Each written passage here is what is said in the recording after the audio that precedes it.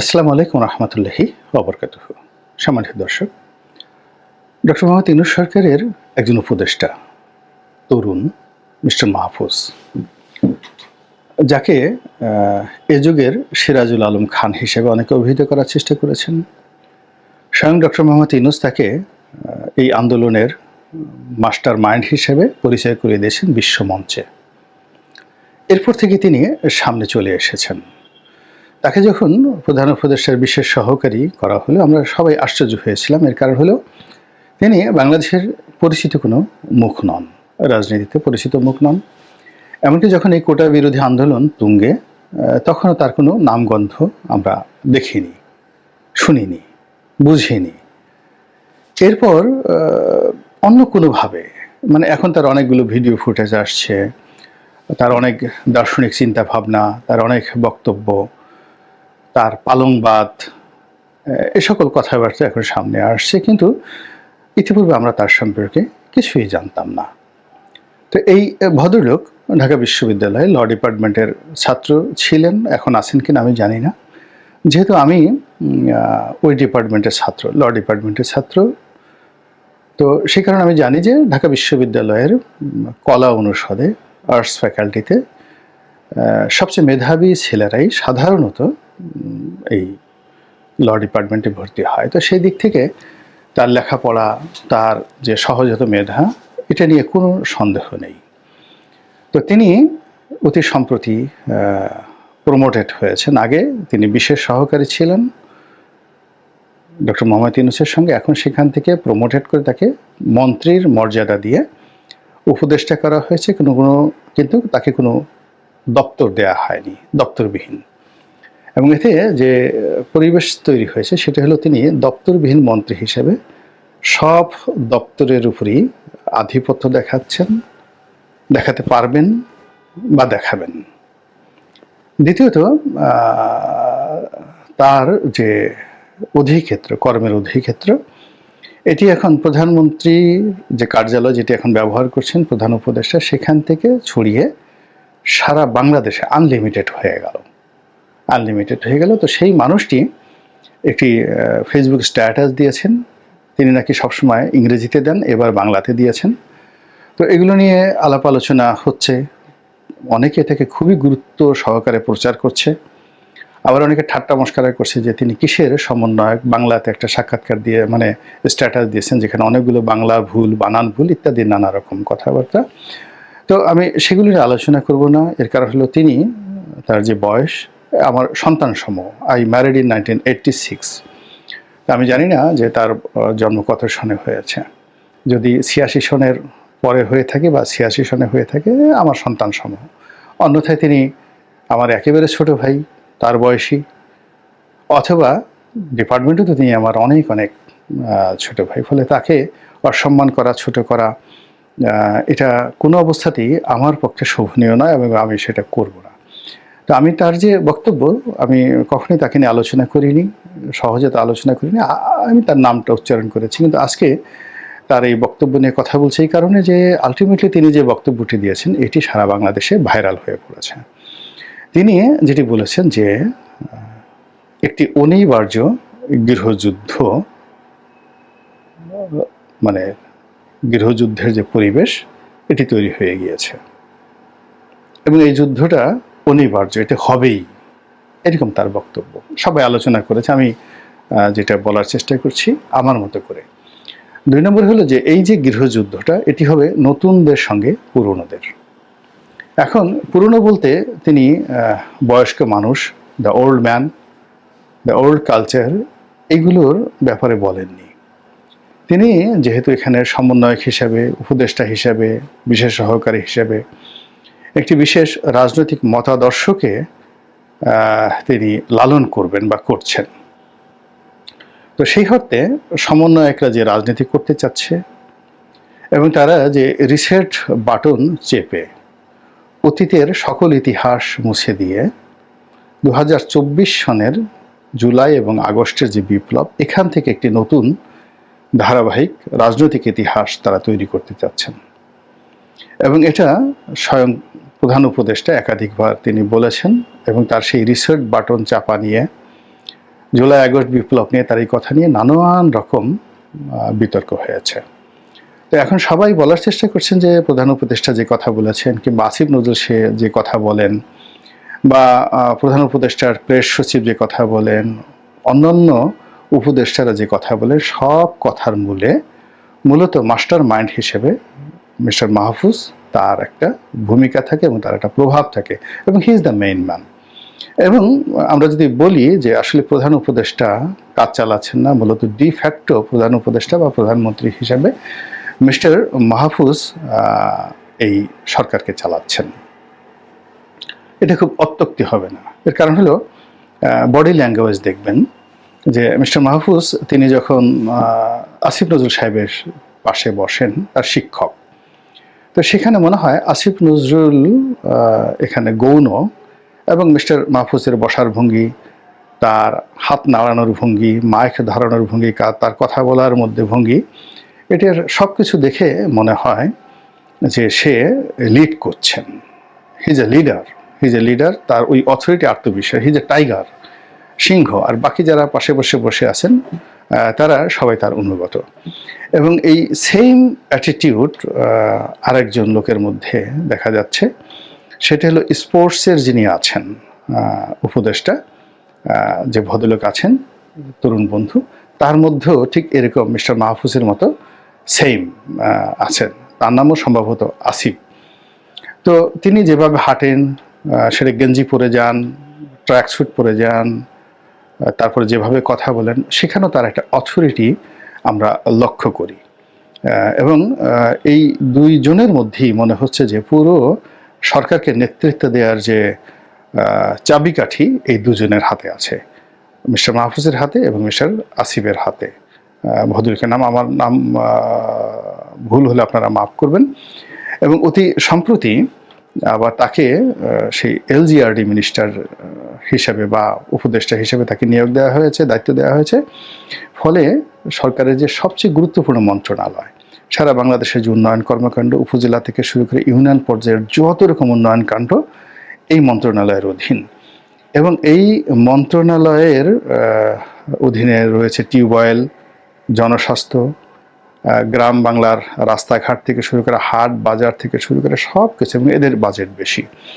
তো কাজেই আগামীতে যদি তরুণরা কোনো রাজনৈতিক দল গঠন করে, তাহলে তাদেরকে কাজ দেওয়া, তাদেরকে এস্টাবলিশ করা এবং তাদের মাধ্যমে স্থানীয় যে কন্ট্রাক্টর শ্রেণী রয়েছেন, স্থানীয় মাস্তান রয়েছেন, চাঁদাবাজ রয়েছেন, তাদেরকে খুশি করা এবং জনগণকে খুশি করা, এই টোটাল কাজটা যে মন্ত্রণালয় করে, এলজিআরডি মিনিস্ট্রি, সেটার দায়িত্ব তাকে দেওয়া হয়েছে। এবং সেই দায়িত্ব দেওয়ার আগে থেকে আমি বলছি যে তার যে পার্সোনালিটি, তিনি যখন সেই যুব ক্রীড়া উপদেষ্টার রূপে বসলেন, তার সঙ্গে সবাই দেখা করতে আসলো। তো তিনি একেবারে পায়ের উপর পা তুলে বসে ঠিক অনেকটা বেগম খালেদা জিয়ার চাইতেও একটা রাজস্বিক ভঙ্গি নিয়ে তিনি বসে রইলেন এবং সবাই তাকে হ্যান্ডশেক করবে এই সাহসও সবাই পেল না। তিনি সালাম ওইভাবে নিলেন, সবাই তাকে খুব বিনয়ের সঙ্গে দাঁড়ালেন, সালাম দিলেন। এর মধ্যে বড় বড় ফুটবলার থেকে শুরু করে আর অনেক নামকরা ব্যক্তিত্ব স্পোর্টস অঙ্গনের ছিলেন, যারা সর্বজনশ্রদ্ধেয়, তারা সেখানে যাকে বলা হয় তার পাশে বসারও সুযোগ পেলেন না। সামনে সামনে তিনি চেয়ারে বসে, বডি ল্যাঙ্গুয়েজ দেখেই মনে হচ্ছিল he is going to B the next prime minister. তিনি অথবা মাহফুজ, এই দুজনের যে কোনো একজনই ভবিষ্যৎ প্রধানমন্ত্রী হবেন এবং জানে তো না প্রধানমন্ত্রী নন। তাদের ব্যক্তিত্ব হবে অনেকটা যাকে বলা হয় বেগম খালেদা জিয়ার মতো, একটা রাজস্বিকতা থাকবে তাদের মধ্যে, এরকম ভাবসাব ফুটে উঠেছে। এবং রিসেন্টলি একটা স্পোর্টস অনুষ্ঠানে দেখলাম যে বাংলাদেশ এবং মালদ্বীপ বা মালয়েশিয়ার কোনো একটা খেলা হচ্ছিল। এখানে বাংলাদেশ ফুটবল ফেডারেশনের যিনি নবনির্বাচিত সভাপতি মিস্টার তাবিথ আওয়াল, তো তাবিথ আওয়াল মিস্টার আব্দুল আওয়াল মিন্টুর সন্তান। এদের জন্ম হয়েছে সোনার চামচ মুখে দিয়ে, পড়াশোনা করেছেন আমেরিকাতে এবং যেন তেন পড়াশোনা নয়, খুবই ভালো ভালো ইউনিভার্সিটিতে পড়াশোনা করেছেন। তো যদি সামাজিক অবস্থান ধরেন, তাহলে তাবিথ আওয়ালের সামাজিক অবস্থান যদি 133 তলা বিল্ডিংয়ের উপরে হয়, তাহলে এই যিনি স্পোর্টস উপদেষ্টা হিসেবে যিনি আছেন মিস্টার আসিফ, তার সামাজিক অবস্থানটা এখনো বস্তির সাথেও খারাপ অবস্থাতে। যদি এডুকেশন ধরেন তাহলে ঢাকা বিশ্ববিদ্যালয়ের এডুকেশন আর তাবিথ আউয়াল যে বিশ্ববিদ্যালয়ে পড়েছেন তাদের র্যাঙ্কিং আকাশ এবং পাতালের মধ্যে। তো শিক্ষা গেল, পরিবার বলো, যদি পিতৃ পরিচয় ধরেন আব্দুল আল মিন্টুর, এরপরে যদি নির্বাচন বিএনপির জামানাতে হতো তাহলে তাবিথ আউয়াল একেবারে চোখ বুজে উত্তর সিটি কর্পোরেশনের মেয়র হতেন, এবং মেয়র হলে তিনি একজন যাকে বলা হয় পূর্ণমন্ত্রীর মর্যাদা সম্পন্ন মেয়র হতে পারতেন, সেই যে 2014 সনে। এই হলো তাবিথ আউয়ালের গ্রেড। অন্যদিকে যদি বিএনপিকে ভবিষ্যতে ক্ষমতায় ধরেন, তারপরে শেষে তারেক রহমান সাহেবকে যদি ভবিষ্যতের প্রধানমন্ত্রী হিসেবে কেউ কল্পনা করেন, তো সেক্ষেত্রে বিএনপির সবচেয়ে প্রভাবশালী তারেক রহমানের কাছে এই মুহূর্তে যে কজন ঘনিষ্ঠজন আছেন তার মধ্যে ওয়ান অফ দ্য টপ 3, 1, 2, 3, সেই 1, 2, 3-এর মধ্যে তাবিথ আউয়াল অন্যতম। তো সেই তাবিথ আউয়াল বাংলাদেশ ফুটবল ফেডারেশনের প্রেসিডেন্ট হিসেবে এই আসিফ মাহমুদের পাশে তিনি বসেছিলেন এই অনুষ্ঠান দেখার জন্য। তো সেখানেও দেখা গিয়েছে যে তিনি তাবিথ আউয়ালের দিকে তাকে পাত্তা দেওয়ারও প্রয়োজন মনে করেনি, বরং তিনি তার ব্যক্তিত্ব নিয়ে যেভাবে বসেছিলেন তাতে মনে হয়েছে যে বেগম খালেদা জিয়া যেভাবে বসে আছেন, বা শহীদ প্রেসিডেন্ট জিয়াউর রহমান যেভাবে বসে আছেন, কিংবা বঙ্গবন্ধু যেভাবে বসে আছেন, তার পাশে যদি একজন সাধারণ মানুষ যেভাবে বসে থাকেন, ঠিক ওইরকমই তাবিথ আউয়ালকে মনে হচ্ছিল। সো এটা হলো নতুন এবং পুরনোর মধ্যে, যেটা উনি বলেছেন যে যুদ্ধটা অনিবার্য নতুন এবং পুরনোর মধ্যে। মানে পুরনো যে রাজনৈতিক যে ধ্যান এবং ধারণা, সেই ধ্যান ধারণার ক্ষেত্রে সেটা আওয়ামী লীগ হোক, বিএনপি হোক, জামাত হোক, জাতীয় পার্টি হোক, সেখানকার সেই প্রধান ব্যক্তি অর্থাৎ এই দুজন ভদ্রলোক আগামী দিনে এই যে বিপ্লবের অধিকর্তা রূপে, বিপ্লবের ক্রিয়েটার হিসেবে, বিপ্লবের ফাউন্ডার হিসেবে, বিপ্লবের মাস্টার মাইন্ড হিসেবে তারা যে চিন্তা চেতনা করছেন সেটা হলো আগামী দিনের প্রেসিডেন্ট এবং প্রধানমন্ত্রী বাংলাদেশের। তো ওইভাবে তাদের চোখে মুখে যে অভিব্যক্তি প্রকাশিত হয়ে গেছে, সেই অভিব্যক্তির পাশে আপনি যদি এখন তারেক রহমান সাহেবকে এনে বসিয়ে দেন, তো তারেক রহমান সাহেবকে দেখলে, এই তাবিথ আউয়ালকে দেখলে উনি যে ধরনের অ্যাটিটিউড করছেন তারেক রহমান সাহেবকে দেখলে অলমোস্ট সেমই করবেন।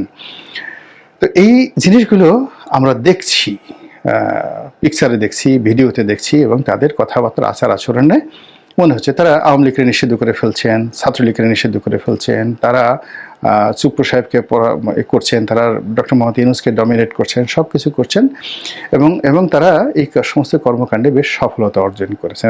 এবং সেই সফলতার সূত্র ধরে তারা যখন বলছেন যে যুদ্ধ একটা অনিবার্য, যুদ্ধ করতে হবেই, এটাকে কোনো অবস্থাতেই যাকে বলা হয় ভয় না পাওয়ার কোনো কারণ নেই। এবং সেই যুদ্ধটা কার সঙ্গে হবে?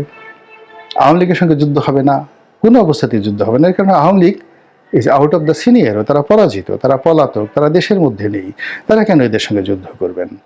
এখন যদি যুদ্ধ হয় জামাতের সঙ্গে, প্রশ্নই আসে না, জামাত এখানে যুদ্ধ করতে যাবে না। জামাতে সবসময় সুবিধাজনক অবস্থানে থাকে, কৌশল করে চলে, সুবহানাল্লাহ আলহামদুলিল্লাহর উপরই চলে, এবং যখনই সুযোগ পায় তারা সুযোগের অনুযায়ী ভদ্রভাবে যতটা ক্ষমতা দেখান ততটা দেখায়, তারা যুদ্ধ করতে যাবে না। যুদ্ধ তারা 71 সনে করেছেন, এবং 71 সনে যুদ্ধ করে তাদের যুদ্ধের যে স্বাদ এটা মিটে গেছে, এবং তাদের যুদ্ধ করার সামর্থ্য কতটুকু আছে এটাও 71 সালে সেটেল হয়ে গেছে। সো তারা এখন দাওয়াতি কর্মকাণ্ডে বেশি ব্যস্ত থাকবে। তাহলে এই যে নতুন এবং পুরাতনের যে যুদ্ধ, সেই যুদ্ধটা হবে বিএনপির সঙ্গে, এবং বিএনপির সঙ্গে সেই যুদ্ধটা কেমন হবে?